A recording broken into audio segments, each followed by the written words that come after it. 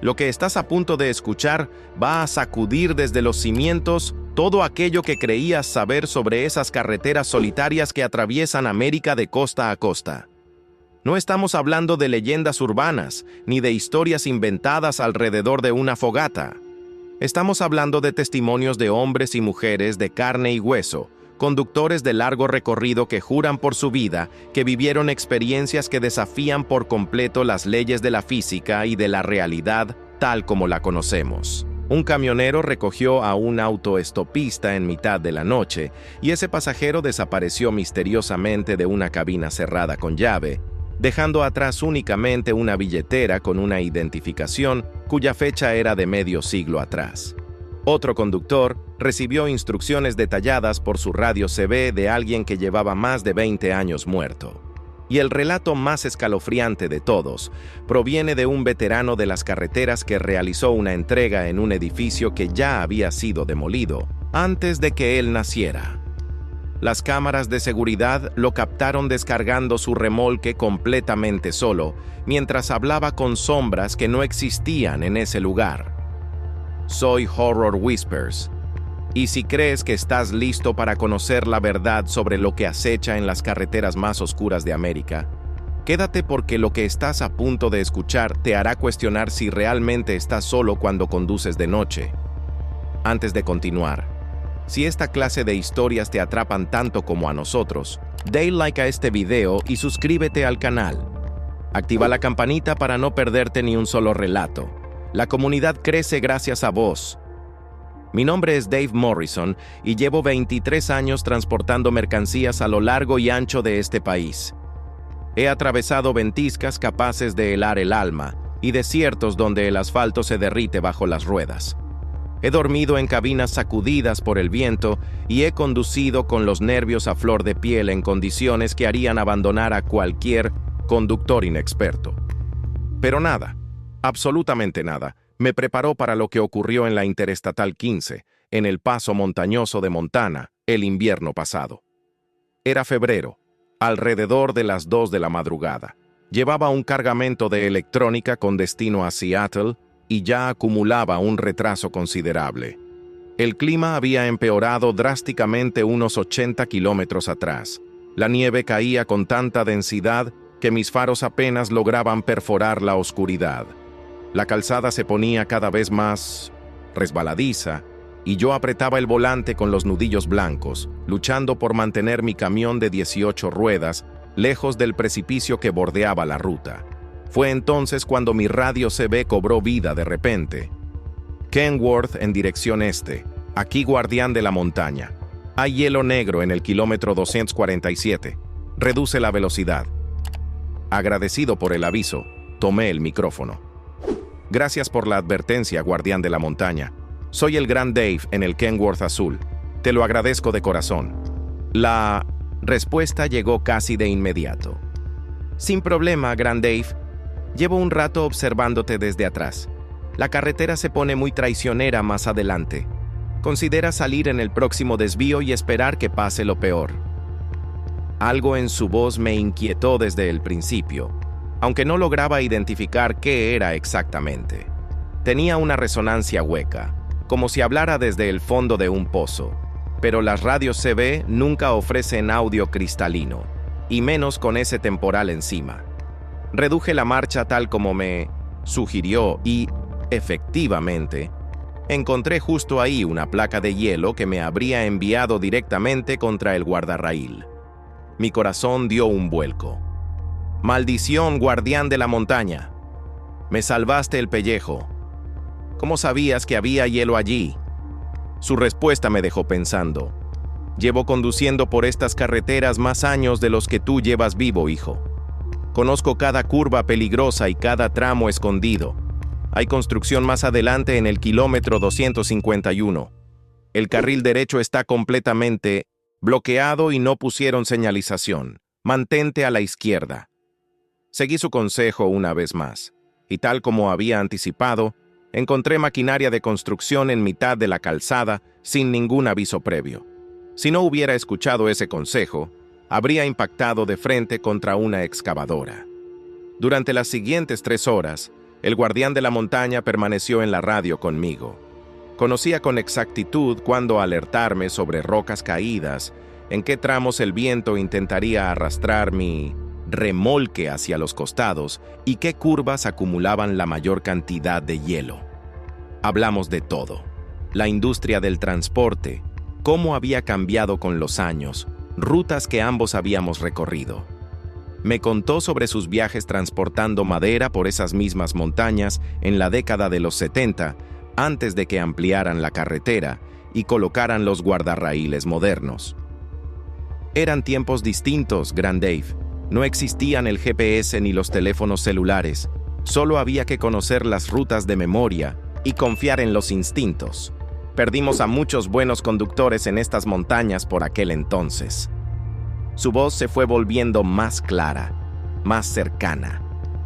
Fue entonces cuando empezó a decir cosas que me helaron la sangre. Tienes una foto de tu hija Sara pegada en el tablero, ¿verdad? La que está usando ese vestido amarillo en su graduación de preparatoria. Casi salgo de la carretera del susto.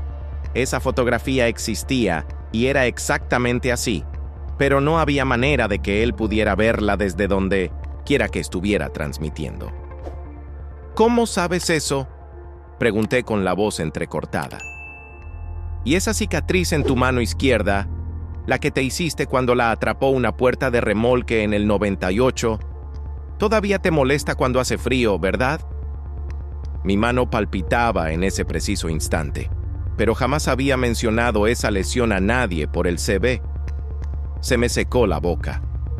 Guardián de la montaña, ¿desde dónde exactamente estás transmitiendo? Desde el mismo lugar desde donde he transmitido durante 43 años, Grand Dave. El kilómetro 238, donde mi camión atravesó el guardarraíl durante una tormenta igual a esta. El 15 de febrero de 1981. La radio quedó en silencio sepulcral, cubierta únicamente por estática. Saqué mi libro de registros con manos temblorosas y comprobé la fecha. 15 de febrero de 2024. Exactamente 43 años después. Cuando el amanecer llegó y la nieve por fin cedió, me detuve en el primer parador de camiones para calmar los nervios. Le pregunté a la empleada si conocía algún accidente en esa zona, y ella me habló de un camionero llamado Jake Morrison, que había fallecido en 1981, cuando su vehículo cayó por la montaña durante una ventisca. Encontraron su radio CB transmitiendo durante horas después del accidente, como si estuviera intentando alertar a otros conductores. Morrison, el mismo apellido que el mío. Cuando llegué a casa, llamé a mi madre y le pregunté sobre la historia familiar. Resultó que Jake Morrison era el hermano mayor de mi padre. El tío que nunca conocí porque murió antes de que yo naciera. El tío que también había sido camionero y que había planeado enseñarme los caminos cuando yo fuera mayor. Volví a recorrer esa ruta el mes pasado. Mi CB permaneció en silencio durante todo el trayecto, pero lo mantengo sintonizado en el canal 19, por si el guardián de la montaña necesita guiar a otro conductor hacia casa a través de la oscuridad. Me llamo Tommy Rodríguez y llevo 12 años transportando carga por los estados del oeste. Lo que voy a contarles ocurrió en la carretera 50, atravesando Nevada, en lo que llaman la carretera más solitaria de América. Ahora entiendo por qué le dan ese nombre, y no tiene nada que ver con la falta de pueblos. Era a principios de septiembre, cerca de las 3 de la mañana. Estaba avanzando a buen ritmo para cumplir con una entrega en Reno. La carretera del desierto se extendía de manera interminable frente a mí, sin más que arbustos de salvia y tinieblas en ambas direcciones. Fue en ese momento cuando noté el camión en mis espejos retrovisores. En un primer momento, pensé que era simplemente otro conductor recorriendo la misma ruta. Los faros aparecieron en mi espejo lateral derecho, manteniéndose a unos 400 metros atrás. Nada inusual en eso. Los camioneros suelen terminar viajando juntos en esos largos tramos nocturnos. Pero tras una hora de observación, algo me perturbó profundamente. El camión mantenía mi velocidad con precisión absoluta, conservando siempre esa misma distancia exacta. Decidí ponerlo a prueba. Bajé de 110 a 105 kilómetros por hora. Las luces en mi espejo hicieron lo mismo. Aceleré a 120. Las luces aceleraron. Frené de golpe hasta bajar a 80. El camión del espejo también redujo a 80 y mantuvo su posición. Cuando miré directamente por la ventana trasera, no había nada más que una carretera vacía. Pero en el instante en que volvía a mirar por los espejos, allí estaba. Un camión idéntico al mío. Misma cabina Peterbilt azul, mismo remolque, blanco, incluso los mismos logotipos de la empresa en los costados. Era como contemplar un reflejo, excepto que el camión del espejo estaba detrás de mí en lugar de a mi lado. Intenté hacer contacto por radio, nada más que estática. Probé en distintos canales sin obtener respuesta. El camión simplemente seguía ahí, replicando perfectamente cada uno de mis movimientos. Alrededor del kilómetro 127, decidí detenerme en un área de descanso para ver qué ocurría. A medida que reducía la velocidad y ponía la señal de giro, el camión espejo hacía exactamente lo mismo. Entré al estacionamiento y me detuve. A través de mis espejos, observé cómo el otro camión entraba también y se estacionaba en la misma posición exacta, como una imagen especular perfecta. Pero cuando bajé de mi cabina para enfrentarme a quien estuviera jugando ese juego perturbador, el estacionamiento estaba completamente desierto. Mi camión permanecía solo bajo la tenue luz de un único farol. No había ningún otro vehículo en 1900, ninguna dirección. Rodé alrededor de mi camión 2 veces completas, revisando cada ángulo, y confirmé que efectivamente estaba solo. Al volver a subir a la cabina, miré mis espejos nuevamente. El camión seguía allí, estacionado justo detrás de mí con el motor en marcha. Podía ver el humo saliendo de su chimenea, podía ver las luces de posición encendidas. Pero cuando miraba directamente, la carretera estaba vacía. El camión espejo me acompañó durante las siguientes 4 horas, a través de cada curva, sobre cada colina, replicando mi velocidad y mis maniobras con exactitud milimétrica. La parte más extraña ocurrió justo antes del amanecer. Llevaba rato luchando contra el sueño, y en ese estado de agotamiento, empecé a hablarle al camión espejo como si fuera una persona real. ¿Tú también te estás cansando allá atrás, amigo? Este trayecto se ha hecho largo. Y juro que por un instante breve, vi al conductor saludarme con la mano desde el espejo. Llevaba la misma gorra que yo, la misma complexión, todo idéntico. Cuando el sol salió y el paisaje desértico se volvió visible, el camión espejo comenzó a desvanecerse lentamente. Con la luz plena del día, había desaparecido por completo y no volvió a aparecer en ese viaje. He recorrido esa ruta docenas de veces desde entonces y no he vuelto a ver el camión espejo. Sin embargo, he escuchado a otros conductores hablar en la radio sobre algo idéntico en Nevada. Describen exactamente lo mismo. Imitación perfecta, visible solo en los espejos, siempre a exactamente 400 metros de distancia. Creo que algo en ese desierto refleja más que la luz. Quizás es el aislamiento, el vacío infinito que hace que la realidad se doble sobre sí misma. O quizás hay entidades allá afuera que replican nuestros movimientos, nuestras vidas, mostrándonos lo que podríamos llegar a ser si conducimos esas carreteras solitarias el tiempo suficiente. Me llamo Frank Meller y llevo 34 años al volante. En todo ese tiempo he aprendido que los problemas mecánicos siempre ocurren en el peor momento posible y en el lugar más inconveniente. Pero lo que me pasó en una carretera secundaria de Kentucky la primavera pasada fue mucho más que inconveniente. Fue directamente imposible. Llevaba un cargamento de muebles con destino a Nashville cuando mi motor comenzó a emitir un ruido que jamás había escuchado antes. Un chirrido profundo que parecía emanar desde todas partes al mismo tiempo. El indicador de temperatura trepaba hacia la zona roja y el olor a aceite quemado impregnaba el aire. Sabía que tenía que encontrar ayuda rápidamente o enfrentaría una reconstrucción completa del motor. El problema era mi ubicación. Había tomado un atajo por el interior de Kentucky para recuperar tiempo, siguiendo una carretera secundaria serpenteante entre colinas y campos de cultivo. Mi GPS indicaba que el parador de camiones más cercano estaba a 65 kilómetros, y no estaba seguro de que mi motor aguantara ni un kilómetro más. Fue entonces cuando vi el letrero. Taller Moller, todo tipo de reparaciones, 2 millas adelante. La coincidencia del apellido no me llamó la atención en ese momento.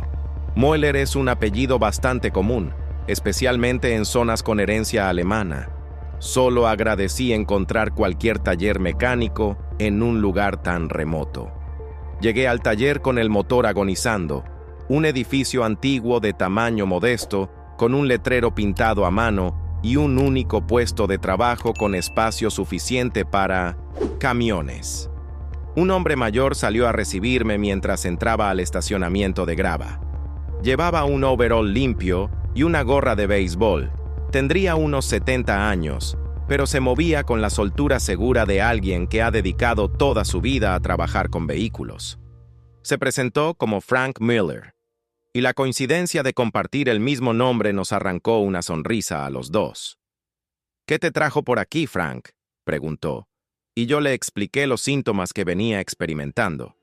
Escuchó con atención, asintiendo en los momentos precisos, haciendo preguntas técnicas que revelaban un conocimiento profundo sobre motores de camiones.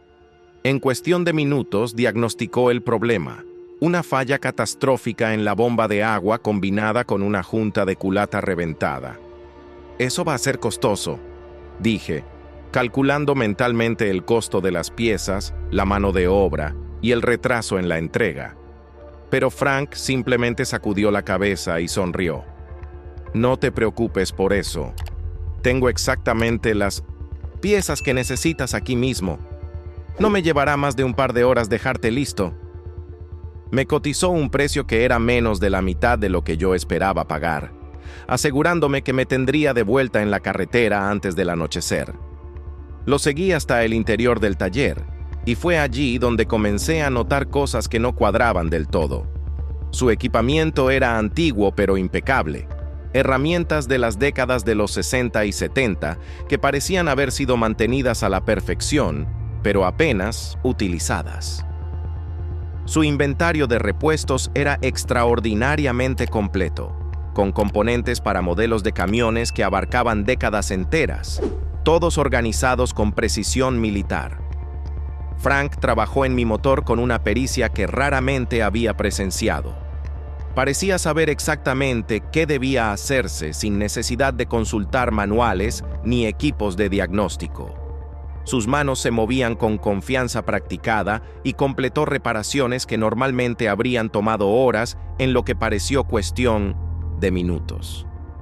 Durante el trabajo me fue contando historias sobre la industria del transporte, sobre rutas y conductores que había conocido a lo largo de los años. «Llevo 43 años trabajando con camiones en esta zona», dijo mientras instalaba la nueva bomba de agua. «He visto pasar a muchos conductores por aquí, gente que necesitaba ayuda para volver a la carretera. Es un trabajo noble, ayudar a las personas cuando están atascadas». Cuando terminó las reparaciones, mi motor ronroneaba, mejor que en los últimos meses. El chirrido había desaparecido, el indicador de temperatura marcaba normal y todos los niveles de fluidos eran perfectos. Le ofrecí pagarle de inmediato, pero él declinó con un gesto de la mano. «Solo págalo hacia adelante», dijo. «Ayuda a otro conductor cuando tengas la oportunidad. Así nos cuidamos los unos a los otros por aquí». Llegué a Nashville con tiempo de sobra. No fue sino hasta que estaba llenando mi libro de registros esa noche que me di cuenta de que había olvidado pedir un recibo por las reparaciones. Mi empresa necesitaría documentación para el reporte de gastos. Intenté buscar un número de teléfono para el taller, pero no encontré ningún registro comercial para ese nombre en esa zona de Kentucky. Llamé a información, busqué en directorios en línea, incluso contacté a la Cámara de Comercio local. Nadie tenía registro de un taller con ese nombre en esa carretera. Curioso y algo inquieto, volví al lugar en mi siguiente trayecto por Kentucky 2 semanas después. El taller había desaparecido. No cerrado, no abandonado. Desaparecido. No había nada más que un campo vacío donde el edificio había estado, sin cimientos, sin losa de concreto, sin ninguna señal de que alguna vez hubiera existido una estructura allí. Pregunté en una gasolinera del pueblo más cercano sobre el taller de Mueller, y el anciano empleado me miró con una expresión extraña. El taller de Frank Mueller se quemó en 1981, dijo. Buen hombre. Ayudó a muchos camioneros. Durante años, murió en el incendio intentando salvar su equipo. Una verdadera pena. Era el mejor mecánico en 3 condados. El empleado describió a Frank Mueller con exactitud. La misma edad, el mismo aspecto, incluso el mismo overall y la misma gorra de béisbol. Según los registros locales, Frank había estado ayudando a camioneros varados durante más de 40 años, cuando falleció, y decenas de conductores habían asistido a su entierro para rendirle homenaje. He pasado por ese campo vacío, muchas veces desde entonces, siempre aminorando para buscar alguna señal del taller que salvó mi viaje aquella tarde. Nunca lo he vuelto a ver, pero me quedo con el consejo de Frank donde quiera que voy. Ayudo a otros conductores cuando puedo, ya sea compartiendo información sobre el estado de las carreteras, ofreciendo asistencia con problemas mecánicos o simplemente brindando una voz amigable por la radio durante las largas y solitarias noches. Quizás así funciona esto. Quizás Frank sigue allá, afuera ayudando a los camioneros, y quizás todos los que hemos sido ayudados estamos prolongando su trabajo, pasando la generosidad a quienes más la necesitan. Mi nombre es Michael Torres, y llevo 28 años conduciendo camiones. Creía haber visto todo tipo de carga entregada en todo tipo de lugar, haber enfrentado toda complicación posible en este negocio. Pero mi última entrega, y lo digo de manera literal, fue algo que desafió todo lo que entendía sobre logística, geografía y las leyes básicas de la realidad. Todo comenzó con un pedido urgente que llegó un viernes por la tarde. El despachador me llamó directamente, lo cual era inusual en sí mismo, para hablarme de una entrega urgente que debía llegar a Detroit antes del lunes por la mañana. La paga era excepcional, 3 veces mi tarifa habitual, y la carga aparecía registrada simplemente como componentes industriales, con un peso que me llevaría justo al límite legal. El lugar de recogida era un depósito que jamás había visto, a pesar de 28 años de entradas y salidas del distrito industrial. La dirección me llevó a un edificio que parecía más antiguo que las estructuras circundantes, con una arquitectura que parecía pertenecer a otra época. El equipo de carga trabajó con una eficiencia inusual, sellando mi remolque con candados que yo no reconocía y entregándome documentación que se sentía extraña bajo los dedos.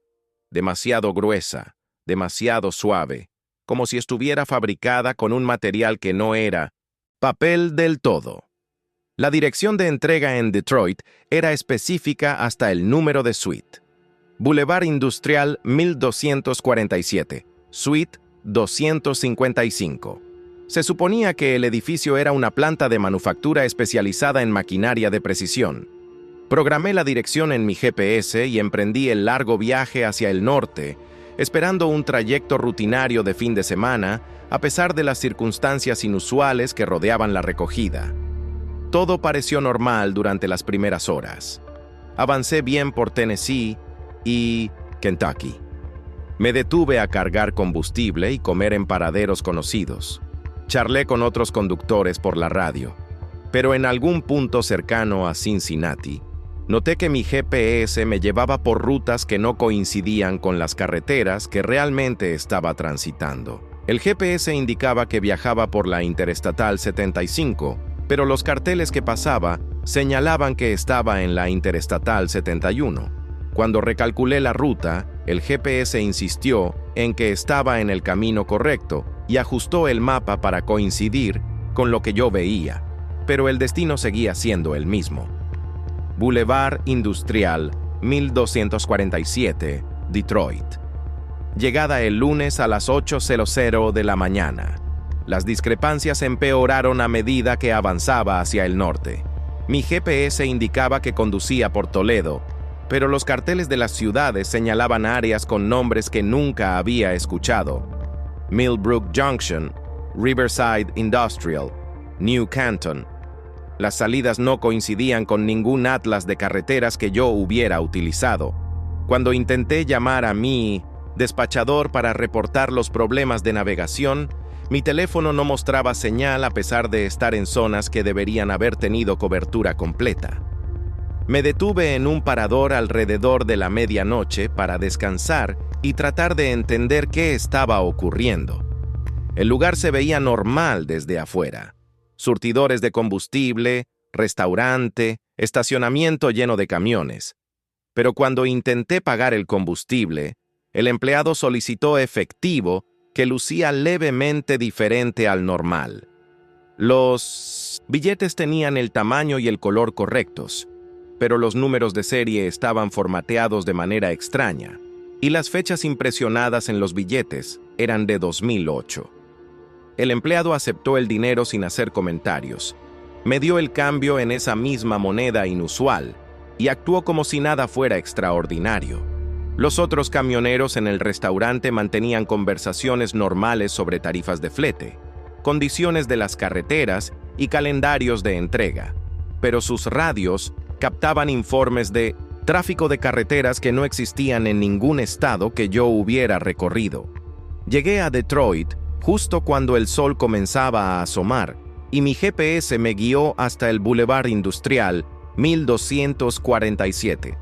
El edificio estaba allí exactamente como lo describía mi manifiesto: una gran planta de manufactura con muelles de carga y el número de suite claramente marcado. Pero cuando observé el área circundante, me di cuenta de que no estaba en el Detroit que yo conocía. El horizonte era diferente. Edificios, demasiado altos con estilos arquitectónicos que parecían mezclar distintas épocas. El equipo de recepción en la suite 255 me estaba esperando, profesional y eficiente. Descargaron mi remolque con rapidez, inspeccionaron la carga y me hicieron firmar la documentación de entrega. El supervisor me entregó un sobre con mi pago en ese mismo efectivo de fechas extrañas, exactamente el monto prometido más un bono sustancial por la puntualidad. «Gracias por el servicio confiable, señor Torres», dijo el supervisor mientras yo me preparaba para partir. «Sin duda utilizaremos sus servicios nuevamente cuando necesitemos transporte hacia esta línea temporal». Le pregunté qué quería decir con línea temporal, pero él simplemente sonrió y señaló hacia la salida. «Su GPS lo guiará de regreso a sus rutas habituales. Conduzca con cuidado y recuerde que algunas entregas son más importantes de lo que parecen». El viaje de regreso fue inmediato y desorientador. Un momento estaba saliendo del muelle de Minovas, carga en esa extraña versión de Detroit, y al siguiente me encontraba entrando a un parador de camiones en Kentucky que reconocía de mi viaje hacia el norte. El efectivo en mi sobre se había convertido en moneda corriente, pero seguía siendo el monto completo prometido. Cuando llegué a casa, intenté investigar la empresa que me había contratado para la entrega. La dirección de recogida en mi ciudad llevaba a un terreno baldío que llevaba años vacío. La dirección de Detroit existía, pero era un pequeño edificio de oficinas sin instalaciones de manufactura, sin muelles de carga y sin ninguna suite 255. Mi libro de registros documentaba el viaje completo de manera normal, pero según mi dispositivo electrónico de registro, había conducido 1,360 kilómetros en una sola dirección, entregado la carga y regresado a casa sin que el viaje de vuelta registrara kilómetros ni tiempo. El sistema me mostraba llegando a destino y apareciendo de inmediato en casa, como si el regreso hubiera ocurrido en 0 segundos. Guardé la moneda inusual como recordatorio de la entrega más extraña que jamás realicé. Pero en menos de una semana, esos billetes se desvanecieron y se desintegraron convirtiéndose en polvo, dejando únicamente dinero normal en mi billetera. La documentación de la entrega se disolvió de la misma manera, hasta que lo único que me quedó fue el recuerdo de haber conducido por una versión de América que existía en algún lugar paralelo al mundo que conocemos. Nunca recibí otra llamada para ese tipo de entrega especial. Pero a veces me pregunto si hay otros conductores por ahí transportando carga entre diferentes versiones de la realidad, haciendo entregas a lugares que existen apenas un poco a la izquierda o a la derecha del mundo que creemos conocer. Mi nombre es James Crawford y llevo 31 años conduciendo camiones por este país.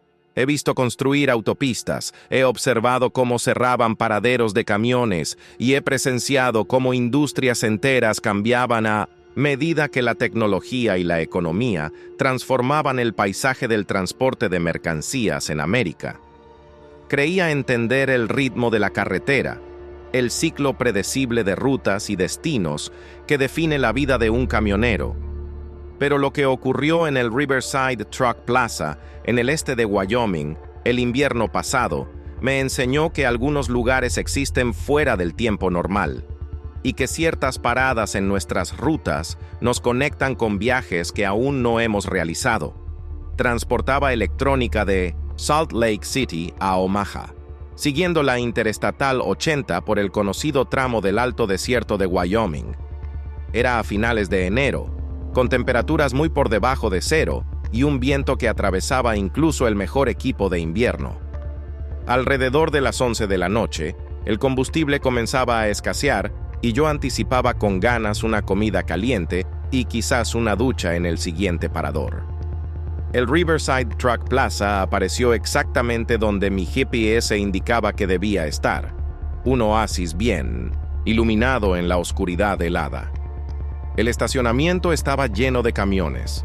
El restaurante se veía cálido e invitante y los surtidores de combustible eran modernos y estaban bien mantenidos. Había parado allí docenas de veces a lo largo de los años y siempre había ofrecido un servicio confiable y comida decente. Pero mientras me acercaba a las islas de combustible, noté algo extraño en los otros camiones del estacionamiento. Se veían diferentes, no dramáticamente distintos, pero con sutilezas difíciles de identificar. Los diseños eran más aerodinámicos, con características que yo no reconocía.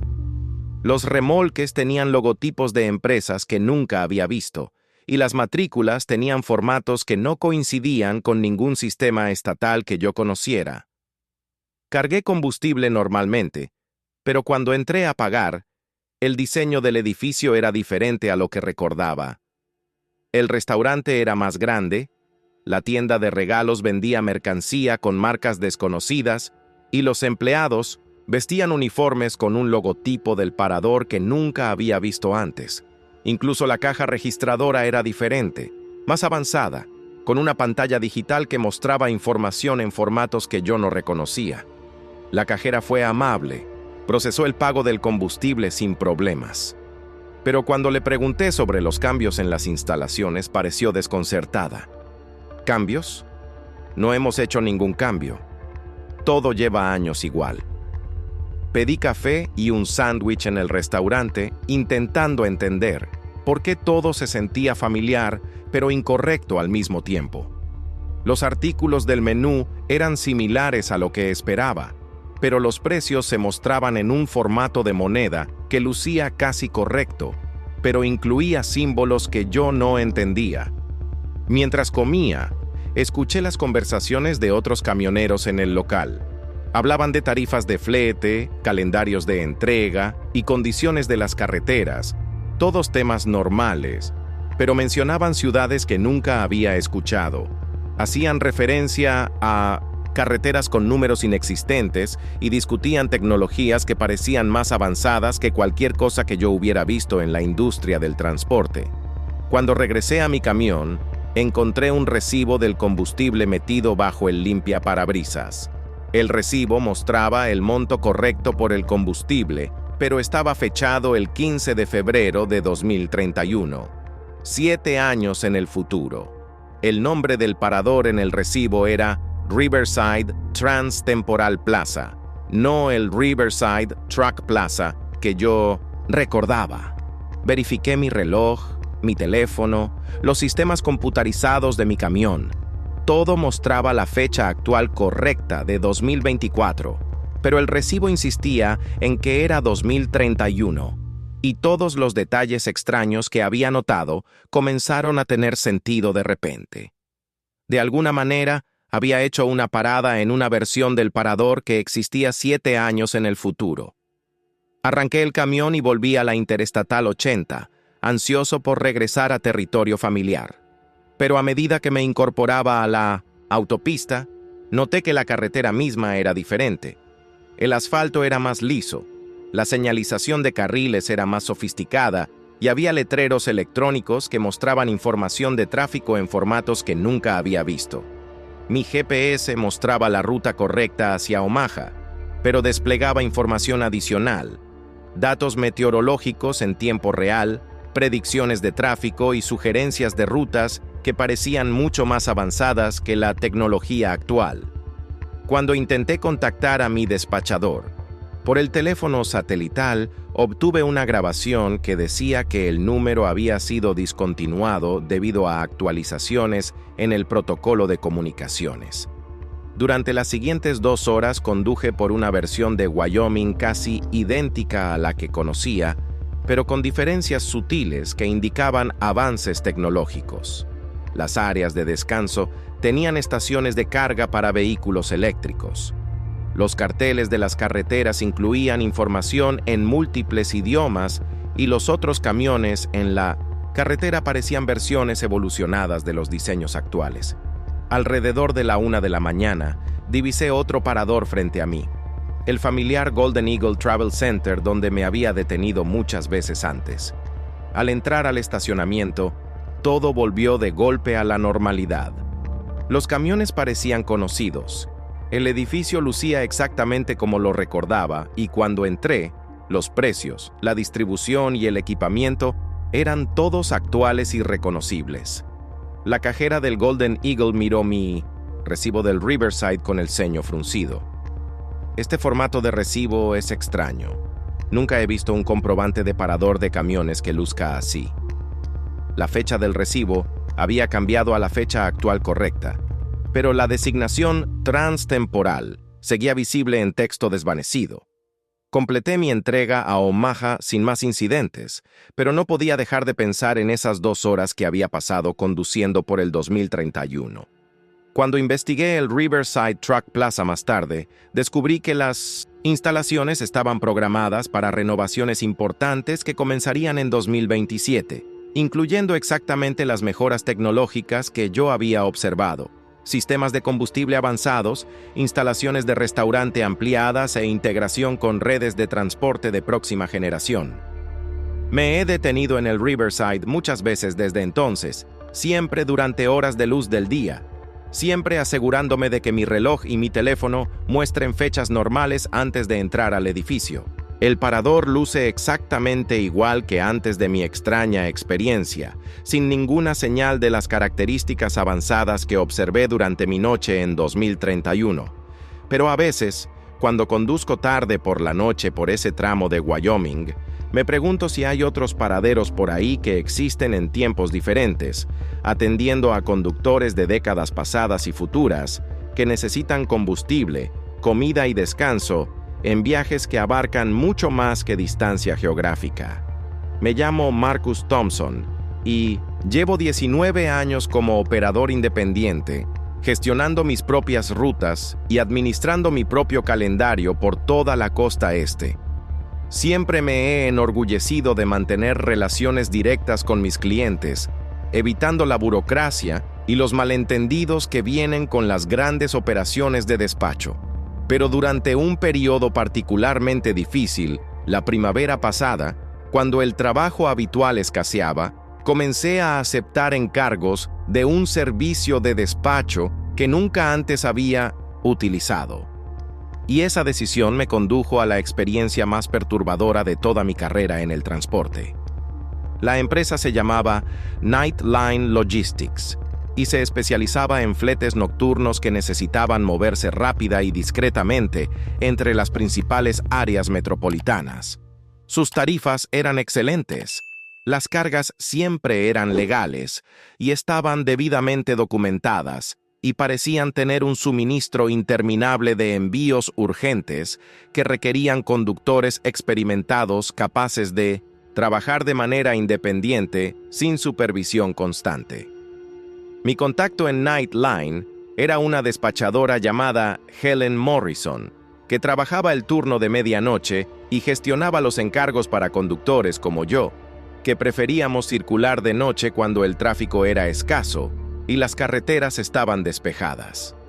Helen tenía una voz inconfundible, ronca por años de cigarrillos, pero cálida y profesional, con ese tipo de preocupación maternal que hacía que uno sintiera que ella, genuinamente, se interesaba en que llegara sano a casa.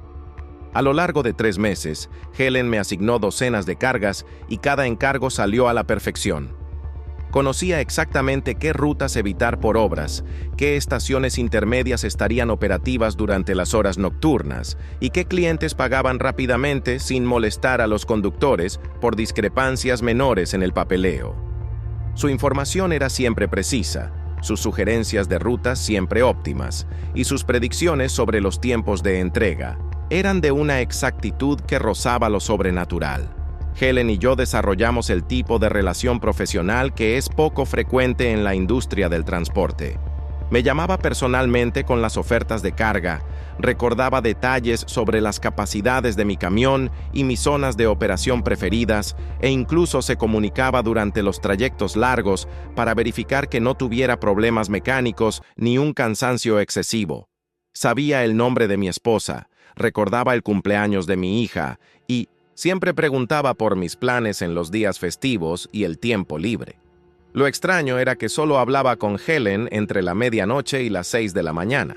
Si intentaba llamar a Nightline Logistics en horario normal, siempre obtenía un mensaje grabado que decía que la oficina de despacho estaba temporalmente no disponible, y mis llamadas nunca se devolvían hasta que Helen se comunicaba conmigo la noche siguiente. Cuando le pregunté al respecto, explicó que la operación nocturna de Nightline era completamente independiente de sus servicios diurnos, con personal diferente y bases de clientes distintas. A principios de junio, mientras transportaba carga de Baltimore a Atlanta, Helen llamó alrededor de las 2 de la madrugada con una solicitud urgente de recogida. Un cliente en Richmond necesitaba transporte de emergencia de equipo médico hacia un hospital en Charlotte y estaban dispuestos a pagar tarifas premium por un servicio inmediato. Helen proporcionó instrucciones detalladas para el lugar de recogida, información de contacto del cliente e instrucciones de ruta que me llevarían a Charlotte antes del amanecer. La recogida fue impecable y estaba avanzando a buen ritmo hacia Charlotte cuando Helen llamó nuevamente alrededor de las 4:30. Marcus, necesito advertirte sobre una situación que se está desarrollando en tu ruta. Hubo un accidente con múltiples vehículos en la Interestatal 85, al sur de Durham. La patrulla de carreteras está desviando todo el tráfico comercial hacia rutas alternativas, pero tengo una manera de llevarte alrededor del atasco. Helen me guió por una serie de carreteras estatales que evitaron la zona del accidente por completo, ahorrándome al menos 2 horas de retraso. Su desvío fue perfecto. Su información era actualizada y llegué a Charlotte puntualmente. Cuando le agradecí la excelente información de tráfico, ella simplemente rió y dijo que los buenos despachadores siempre saben lo que está ocurriendo en las rutas de sus conductores. Pero cuando revisé las noticias esa mañana, no encontré ningún informe de un accidente importante en la Interestatal 85 cerca de Durham. Los sitios web de tráfico no mostraban incidentes recientes. Los registros de la patrulla de carreteras indicaban condiciones nocturnas normales, y cuando llamé a un amigo que conduce por esa ruta regularmente, Dijo que había pasado por el área alrededor de las 5 de la mañana sin ver ningún problema. Comencé a prestar más atención a los avisos de tráfico y modificaciones de ruta de Helen. A lo largo de las siguientes semanas, me alertó sobre accidentes que los noticieros nunca mencionaron. Me guió alrededor de proyectos de construcción que no aparecían en ningún sitio web oficial del Departamento de Carreteras y me proporcionó información meteorológica en tiempo real, que era consistentemente más precisa que cualquier servicio meteorológico. La realización más perturbadora llegó a principios de julio, cuando Helen llamó con un encargo urgente que requería recogida en Norfolk y entrega en Jacksonville. Proporcionó su briefing detallado habitual sobre condiciones de la ruta, paradas de combustible y tiempos. Pero durante nuestra conversación, mencionó una charla que supuestamente habíamos tenido el martes anterior sobre problemas de mantenimiento del camión. Yo no había hablado con Helen ese martes. Había estado en casa durante 3 días por una emergencia familiar y no había aceptado ninguna carga ni hablado con ningún despachador durante ese periodo. Cuando señalé esto, Helen hizo una pausa prolongada y luego dijo: «Ah, es verdad. A veces estos turnos nocturnos se mezclan. Disculpa la confusión, Marcus». Pero la confusión me inquietó, especialmente cuando Helen continuó haciendo referencia a conversaciones y eventos que no habían ocurrido. Preguntaba sobre cargas que yo no había transportado, mencionaba clientes con los que nunca había trabajado y proporcionaba actualizaciones sobre situaciones de las que yo no tenía ningún conocimiento. Era como si estuviera rastreando una versión de mi carrera que existía de manera paralela a mis experiencias reales. La gota que colmó el vaso llegó a finales de julio cuando Helen llamó con lo que describió como una carga de continuación. Recoger mercancía que yo supuestamente había entregado la semana anterior y transportarla a un nuevo destino. Proporcionó información detallada sobre la carga, la entrega previa y las razones del transporte adicional. Pero yo no tenía ningún recuerdo de la entrega original, ningún registro del cliente en mis libros de registro y ninguna documentación de ningún pago por servicios que supuestamente había prestado. Cuando le dije a Helen que no tenía ningún registro del encargo previo, su voz cambió. El tono maternal y cálido desapareció, reemplazado por algo más frío, más mecánico. «Marcus, transportaste 17 pallets de equipo industrial desde Phoenix Metalworks hasta Carolina Manufacturing el 18 de julio. La entrega se completó a las 14:30, firmada por la supervisora Janet Walsh. El pago se procesó a través de la facturación estándar.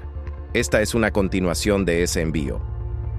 Yo estaba en casa el 18 de julio celebrando el cumpleaños de mi hija. Tenía fotografías, recibos del restaurante, el testimonio de familiares presentes, pero Helen insistía en que yo había realizado la entrega y tenía registros detallados de toda la transacción. Fue entonces cuando comprendí que Helen no solo despachaba cargas para mí. Estaba despachando cargas para múltiples versiones de mí, rastreando carreras y experiencias que pertenecían a diferentes Marcus Thompson en diferentes líneas temporales. Quizás había un Marcus Thompson que había realizado esa entrega de Phoenix Metalworks, pero no era yo. Dejé de aceptar encargos de Nightline Logistics después de esa conversación, pero Helen siguió llamando durante varias semanas, ofreciendo cargas que sonaban cada vez más desconectadas de la realidad. Hacía referencia a clientes que no existían, rutas que no llevaban a ningún lado y carga que desafiaba las leyes físicas. Su voz se fue distorsionando con cada llamada, haciéndose menos humana y más parecida a una grabación de audio que se degrada con la reproducción repetida. La llamada final llegó a principios de agosto. La voz de Helen era apenas reconocible, llena de estática y distorsión electrónica. «Marcus, tengo tu encargo final. Recogida en la terminal de Nightline, sin dirección especificada. El manifiesto de carga lista entregas no resueltas para transporte a destinos anteriores. Sin fecha límite. sin requisitos de entrega, sin regreso esperado. Colgué sin responder, y Helen no volvió a llamar. Cuando intenté investigar Nightline Logistics, no encontré ningún registro comercial, ningún número de autorización, ninguna dirección física, ninguna evidencia de que la empresa hubiera existido alguna vez. Mis registros bancarios mostraban pagos de Nightline por las cargas que había transportado, pero los números de enrutamiento llevaban a cuentas que habían sido cerradas hacía años. Sigo conduciendo rutas nocturnas, pero trabajo exclusivamente con empresas establecidas ahora, con despachadores a los que puedo encontrar cara a cara, con operaciones que existen en la realidad comercial normal. A veces, tarde por la noche, cuando mi radio crepita con estática, me pregunto si Helen sigue allá afuera en algún lugar, despachando cargas fantasmas hacia conductores que existen en los espacios entre lo que ocurrió y lo que podría haber ocurrido, coordinando envíos que conectan diferentes versiones del mismo mundo a través de la red interminable de autopistas que une todos los viajes posibles que alguna vez pudimos haber emprendido. Si llegaste hasta el final de este video, significa que eres de los nuestros. Estas carreteras guardan secretos que la mayoría no está dispuesta a escuchar. Deja tu comentario abajo contándonos. ¿Cuál de estas historias te puso la piel de gallina? Dale like si quieres que sigamos trayendo relatos como estos, y suscríbete al canal para no perderte ni uno solo. El próximo video llega pronto, y te aseguramos que va a ser aún más intenso.